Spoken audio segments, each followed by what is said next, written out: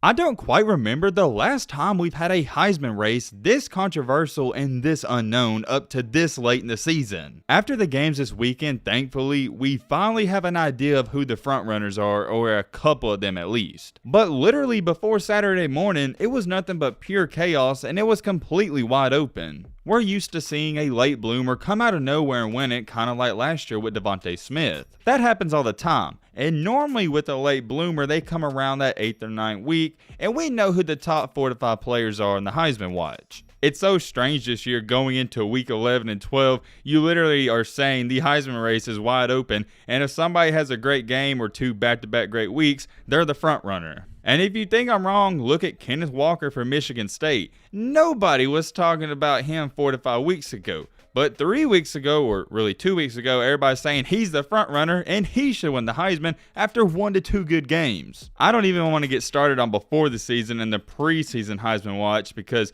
I think the top 2 guys were Spencer Rattler and DJ Uiagalelei, and yeah, we know how that turned out. You want to know what's sad about it? Everyone complains on, oh, a defensive player doesn't get the love and a defensive player is never going to win the award.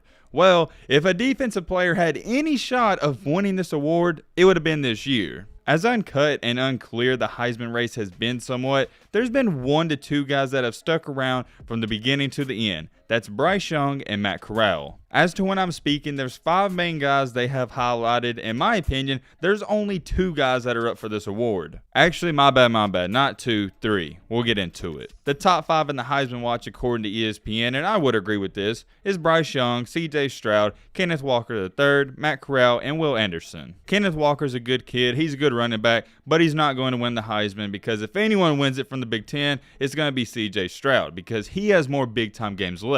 Although you may be an avid college football watcher, there's some people watching this that don't understand how it works. So if you're new to football, let me break it down real shortly. The Heisman winner is more than likely going to be the guy that plays in the most big-time games and has his best performances in those said games. Rightfully so. That's why Kenneth Walker got all the love he did after beating Michigan and having a great game. You see what I'm talking about. So going into Saturday, everybody was saying it's Kenneth Walker in first, Bryce Young in second, or vice versa. And then right after Saturday, Ohio State's quarterback is now what some people think the front runner, because he had an outstanding performance in only the first half. Out of the 5 people you see on your screen right now, there's only 3 contenders. Kenneth Walker, much respect to this guy, wish him the best of luck. He's not going to win it. You can book it, do whatever you want. Not going to happen. You can throw him out of the picture. The other guy you can throw out of the picture is Matt Corral. He only has 1 game left. Unless he throws for 5,000 yards, he's not going to win it either. With the process of elimination, we can narrow it down to 3 players. Bryce Young at Alabama, Will Anderson from Alabama, and CJ Stroud. I know what some of you may be saying. Yo, Matt, what's your reasoning? Why is it narrowed down to only 3 guys already? It has a lot to do with Alabama's going to play Georgia. They're also going to play Auburn. That Georgia game is going to be the biggest matchup in probably 5 to 10 years, not just for SEC football, but college football. On the flip side for Ohio State, they still got to play Michigan. That's going to be anticipated. And if everything goes good, they're going to be in the Big Ten Championship. I'm not too sure if they're locked in for that. Let me know in the comment section. Even if they're not locked in and they got to beat Michigan, I see them having no problem whatsoever. The other guy I've been seeing on my timeline a lot is Jordan Davis for Georgia, and I'm going to shut that down quickly. I don't understand the Heisman hype around him. Doesn't make any sense. The only thing that makes sense to me is he's on an undefeated team and people want to see Georgia with a Heisman player in the race.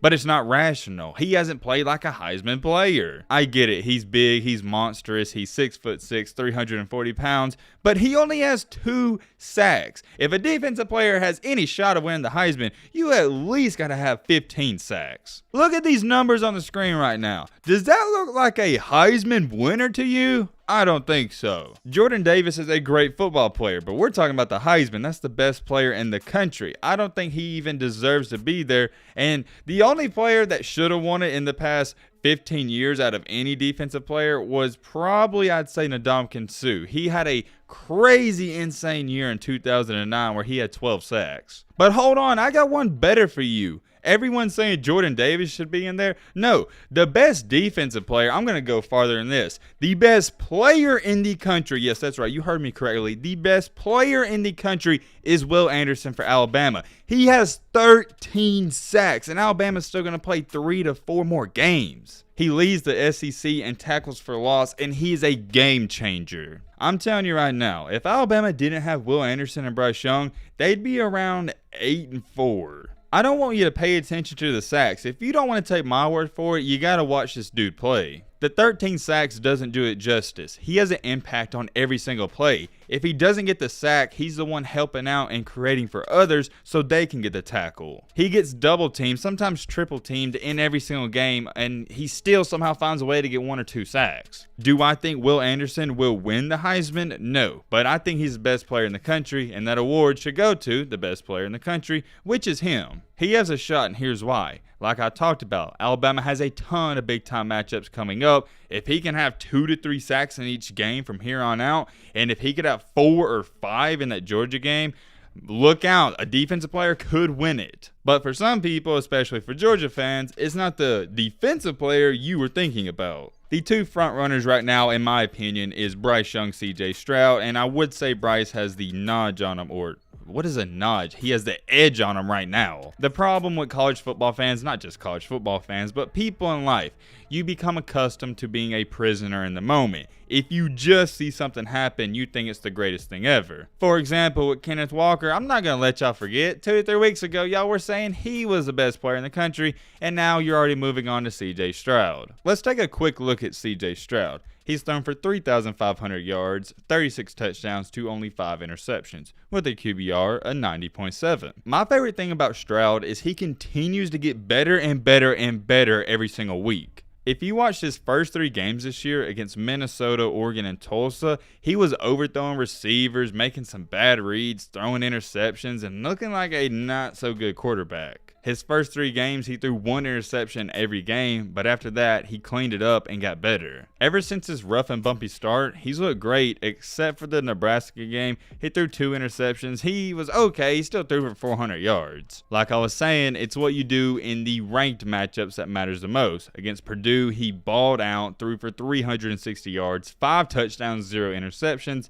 The following week against Michigan State, threw for 400 yards with 6 touchdowns in the first half. We'll touch on all that in just a second. I want to read you off some of the numbers, and then we'll talk about these guys. I do believe he's in first place. Let me know down below how you feel. We got Bryce Young. He's thrown for over 3,500 yards, 38 touchdowns to only 3 interceptions with a QBR of 88.7. What can you say about Bryce Young? I couldn't say enough good things about this man. If he wasn't playing for Bama, they wouldn't be where they're at. What makes him so impressive to me other than any other quarterback, and I'm talking about Jalen Hurts, Mac Jones, Tua Tagovailoa, is he's doing more with less. Unless you're a diehard Alabama fan, you can't even name their 3rd or 4th wide receivers. Their main 2 guys are Mechie and Jamison Williams. They have 2 good wide receivers, but over the past 6 years, Alabama's had 3 to 4 good wide receivers. And if you're a diehard Alabama fan, I didn't forget about Slade Bolden and JoJo Earl and some of the younger guys, but we all know they're not producing. Not just the receiving core, Alabama doesn't have the rushing attack they've had the past 10 to 15 years,